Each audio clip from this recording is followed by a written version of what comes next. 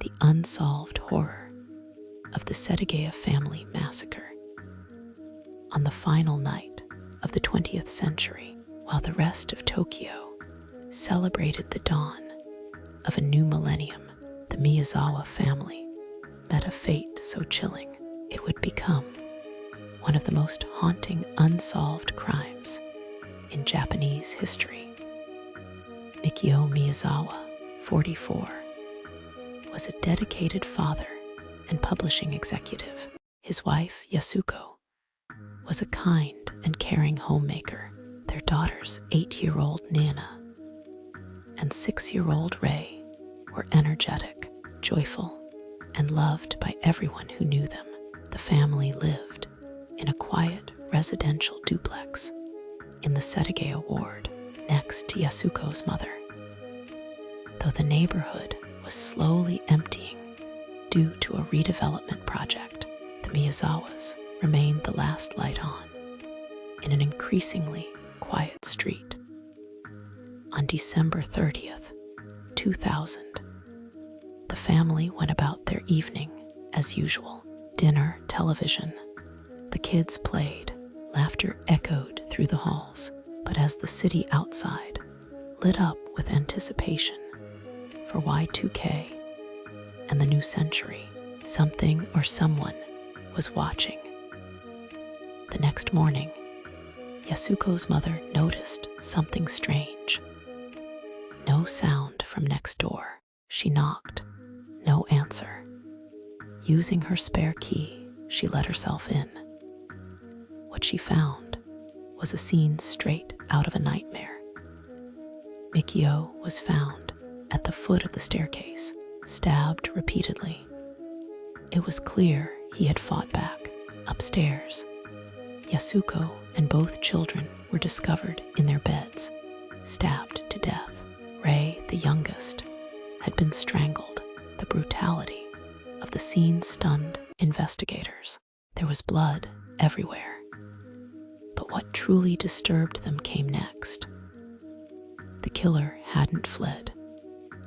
In fact, he had stayed in the house for hours after the murders.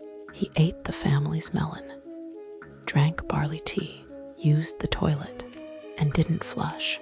He used their computer to access the internet around 1 a.m.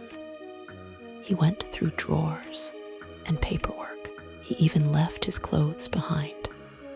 A sweater, a scarf, a knife. His DNA was everywhere. Bloody fingerprints stained the walls. Shoe prints, 2 traced to a rare model sold mostly in South Korea. The sand in his bag came from a U.S. military base. The knife was purchased in Tokyo just days before, and yet he was never identified.